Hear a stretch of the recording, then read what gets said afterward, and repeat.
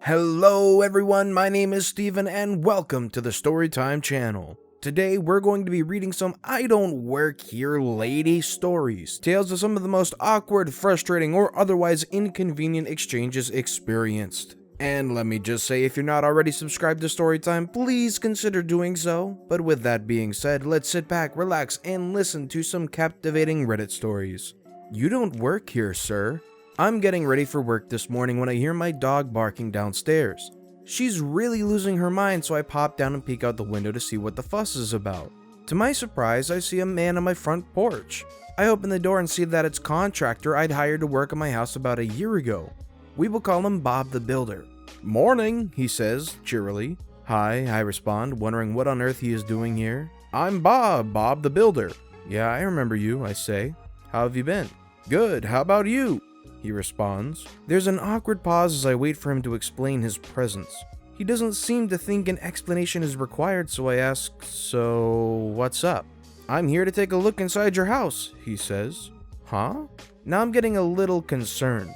I'm home alone, and while Bob's a nice enough guy, there's no reason I can think of why he'd want to come inside my house. And I'm not about to invite him in. "You wanted me to take a look at something inside your house," he says. No I didn't." "Sure you did," he says. "I told you yesterday I'd come by." Grasping at straws, I ask, "Did my husband contact you? John?" "Nope, it was you." He's still so cheery and confident that I briefly begin to question whether I've had some kind of profound and concerning memory lapse. But I push that thought aside and begin to try to get it across that I had not contacted him and do not need or want him to come inside my house. Patiently, he explains, "We talked yesterday. You asked me to come over here. You said you were Jane Barrington Smith," I interject. But he either doesn't hear me or is simply so convinced he knows what he's talking about that he just doesn't process it. "Jane Barrington," he repeats, "and that your roof was leaking." I cut him off here. "I'm Jane Smith. I'm not Jane Barrington."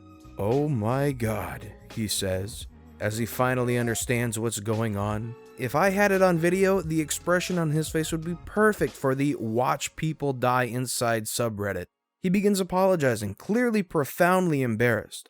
I'm just relieved that everything makes sense now and tell him it's no problem. We both laugh it off. He then realizes that he has no idea where the real Jane Barrington lives. When he heard the name Jane and assumed that he was talking to me, he didn't think he needed an address because he remembers my house well. So he has no idea where he's supposed to be and is now late to meet a brand new client. He starts scrolling through stuff on his phone to try to figure out how to reach her. Clearly, his morning has now gotten off to a rough start. I wished him luck finding her and sent him on his way. I don't 100% know about this one just because it feels a little potentially shady.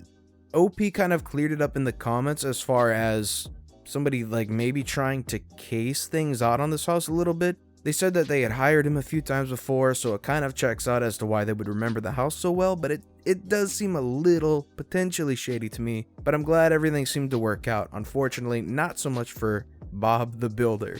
I knew it would happen, but hoped it wouldn't. Backstory. I have been unemployed since September 19th and started working for a shopper delivery program to pay for gas, insurance, and car note. This happened about 2 weeks ago, so I'm going to be close, but it's memory. So I'm at a store I regularly shop at. It's kind of like Walmart, but it's not. I wave hello to the greeter and head to the produce, which is the first section entering in the food side.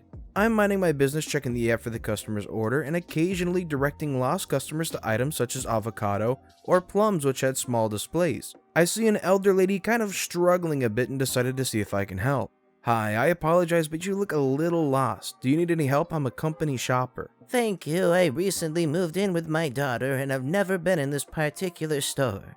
I continue shopping for my customer and staying near elderly lady to help her with her list. All is going well, and even with my good deed for the day, I'm still on schedule.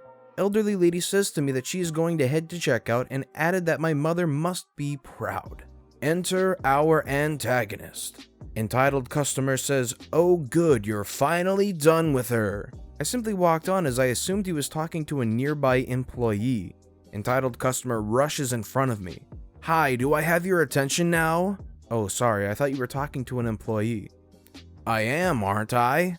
"No, I don't work here." "I don't care if it's near your break time, you still work here, otherwise you wouldn't have been helping her." "I helped her out of kindness, and I don't work here." I push my cart around him and walk off. I don't suffer idiots or entitled people too well. I'm heading to the front to check out when I felt a hand grab my shoulder. I spin around as best as I can. You don't just walk away from a customer. At this point, I unzip my jacket, which thinking now should have been a giveaway as it was one I got at Home Depot, and showed him my shirt with a drag queen on it. Does this look like a uniform to you? I'm going to get you fired. Greeter, go get a manager now. The greeter gets on the radio and calls for LP and a manager. So we're both staring daggers at each other while waiting for a manager to come by in dead silence. I'm 6'1", 430 pounds, staring down 5'10", maybe 180 pounds, and other customers are gathering around just in case. Enter our hero. Nice manager says, okay, what seems to be going on? The crowd disperses and I motion to entitled customer to go ahead and get some rope. I followed this employee for 15 minutes while he helped an elderly woman, then he refused to help me. I want him fired and I want to watch him sign the termination papers. You are not going to protect him. Nice manager looks at me. And what's your story then? I simply pulled up my phone and showed her the shopper app. Greeter says, he shops for people. He's in 4 times a day some days. Nice manager looks at entitled customer and shakes her head. It seems like the pieces are finally coming together. Or he can see the code of the Matrix as his self-righteous smile faded. Well then, which aisle is cereal? Aisle 19. Hopefully you enjoyed. Also, moral for any Karen or Chad types, don't argue. If you ask nicely, I find many people will help, employee or not. There's so many of these stories which I don't understand why people are so argumentative, especially when they just assume that people work there, and then you're gonna unzip your jacket and show a drag queen shirt and you're gonna be like, yeah, I work here. Who would ever wear a drag queen shirt to work? It's just so blatantly obvious that you don't work there. I don't understand why half these people miss these very obvious cues. Let me guess, you don't work here either? I work in a mall and our store has carpet floors and the worst vacuum, so I usually borrow the vacuum from the neighboring greeting card store. I went over one day to ask for it, and while the cashier grabbed it from the back for me, I waited by the door. This lady came up and started saying, "Excuse me, excuse me, excuse me," over and over in a monotone voice, and me, being spaced out, didn't realize she was talking to me until she tapped me on the shoulder. She seemed annoyed and asked if we sold playing cards. I said, "Oh, I don't work here, sorry, but I don't think they do." She completely ignored me and turned to the door to the back room and started saying, "Excuse me," over and over again, louder but still monotone. I said, "The cashier is just in the back grabbing something for me, she'll be back in a minute." This woman then starts opening the door to the back room, and I told her she shouldn't do that. She huffed at me and said, "I thought you didn't work here."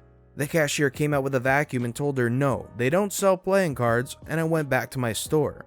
About 10 minutes later, I'm organizing my own store and the same woman comes in. She takes one look at me and says, "Let me guess, you don't work here either." I said I did work here and asked if she needed any help with anything. She said, "If you're at work, why are you wandering around other stores?" and walked out again.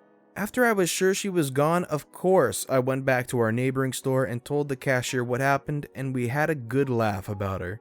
All it seems to me is it seems like this person has a lot of time to kill. Just being able to go back and forth asking kind of dumb questions and just, I don't know, picking some random person's brain during the middle of their work shift. I knew all the answers, so I decided to help. But then a line formed. So this happened a few years ago when I was working retail. We had this seasonal event, so I was wearing this bright red shirt that only people working would wear. It definitely wasn't a stretch for someone to think I worked at any given location. On lunch, I went to the grocery store nearby where I always grabbed my lunch, so I was familiar with the layout and the general processes. While at the salad bar, a man approached me asking where he could buy wine, so I directed him to the wine rack within the store. I guess this particular day people were starved for help because another woman promptly came up to me and asked where the salad bar attendant was. At this point, I could see several people poke their heads up like velociraptors finding some prey they can congregate around. I decided to help her anyways, and immediately a line formed for my services. It was at this point I decided my brief service at the grocery store had come to an end, and I advised everyone I do not in fact work here, but happened to know the answers to a few questions. Everyone had a good laugh and applauded my willingness to help people even though it wasn't my job. My next few shifts during our event, I wore a sweater when doing errands on my lunch break, just in case. This is a fun little story, and I'm glad that it sounds like everybody in this crowd all kind of had the same giggle about it. And props to OP for being so willing to help people out of the kindness of their heart, because there's not a lot of people that actually probably would. Crabby old man harassed my overly nice mother over a table. This happened to my mom and I today at a fairly high-end home furnishing store. We shopped around until we found what we wanted to buy, then waited in some comfy chairs by the entrance while some nice workers helped to pack up the item really well so it wouldn't break while we drove it home. Enter crabby old man and wife. Crabby old man walks through the entrance, sees me and my mom in the middle of a conversation. Hello. My mom, being as nice as she is, hello, how are you doing today, sir? I'm good, how about you?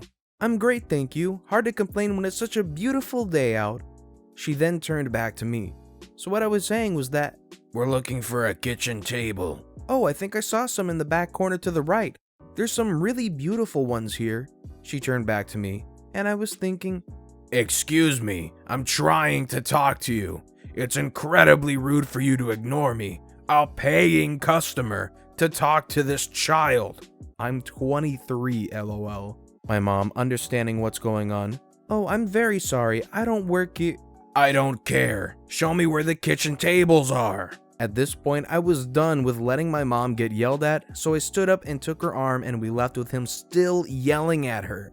She's too nice to talk back to anyone and she would have gotten mad at me for fighting back, so we skedaddled right out of there. Thankfully, our item was all packaged shortly after, so we put it in the truck and we're on our way. Actually, I think OP probably did the right thing in the situation. I'm not one for confrontation either, so I probably would just want to leave and get out of there. And it's an older man, so he's probably not going to chase you down or anything like that. So I'd rather just be for the whole skedaddle option and just boot out of there. If they're not going to get it when you say that you don't work here or whatever, and they're just going to get more irate, see ya. I don't work here, but I'll help you. I was in a major US retailer, blue vest and jeans, khakis is the uniform, in the water aisle, getting a case of water, and I ran across a lady who was vertically challenged. Short. She was attempting to reach a gallon of water that was clearly out of her reach. Would you like some help? Yes, please. I grabbed the bottle for her. Let me show you a quick way to get it next time in case there are no taller people around. I stick my finger through the wire shelf upwards to snag the jug to bring it forward, then pull the jug forward. Wow, why couldn't I think of that? And why aren't the actual employees here more helpful like you? I don't know, but I hope you have a great day. This was a short and sweet story, and it was actually kind of informative. If you ever need to get something off a higher shelf, you just have to stick your finger up through the wire shelf and kind of push it forward and then pull the jug off. Thank you, OP, for teaching us how to get that thing off the tall shelf. How many more times will I need to quit? A few years ago, I started a job with a temp agency. Unfortunately, I had 5 days of work over the space of 5 months at minimum wage. It doesn't take a genius to know that this wasn't enough to get by. I found myself another job with guaranteed minimum hours a week. As soon as I got this new job, I quit the temp agency. About a month later, the temp agency called me out of the blue and asked if I can do another shift. I tell them I already quit and they said they had no record of this, so I quit again. A few months later, I had another phone call and went through the same thing again. This time, I asked them to remove my contact details from their files. Over the space of 18 months, I had to quit about 6 times, asking for my contact info to be removed 5 times. And a friend decided to try to put a stop to the nuisance calls and messages by emailing them the same thing. I also blocked their number. About 3 months ago, I received a call from a withheld number. I answer and, as you guessed, it was the temp agency. The conversation goes as follows. Hello? Hello, is this OP? It is. To who am I speaking? Hi, this is temp agent from temp agency. Oh, hi TA. I believe I spoke to you last time? Yes, it's always me you speak to. We have a few shifts available. Do you want to take any? As I told you last time, no, Temp agent interrupting me. Oh, may I ask why not? As I was about to say, I already quit. Really? When? Why? As I tell you every time you phone me, I quit over 2 years ago because I have another job. Can I speak to your superior? Sure. Can I ask why? Because I want to tell them the same as what I have to tell you every time. Take me off your calling list. Temp agent gets her boss and I explain the situation and tell them if I get one more call from them, I'll take legal action as they have emails telling them I quit and to no longer contact me dating back 2 years. The boss asked if I knew anyone else who was interested in a job with them as a replacement. The first person who came to mind is well knowledge when it comes to legal stuff surrounding things like this. I said, oh, I know someone. Oh wait, he quit too. You want his number to harass him? I know he won't tolerate it. Oh boy, what a nightmare. Getting on this endless mailing list that you just will never stop getting contact from. I know you're supposed to threaten legal action or something like that because they're supposed to take that very seriously and they can get some pretty bad penalties if they do break those agreements or those opt-out things like that. Hopefully by now OP has finally gotten that resolved. But with that being said, that's all the time we have for story time today. If you like what you heard and you haven't already, please consider subscribing to Storytime and leave any feedback you can in the comments below as I continue to work on developing this craft of sharing these stories to you lovely people. Thank you all again for watching and listening to the Storytime channel.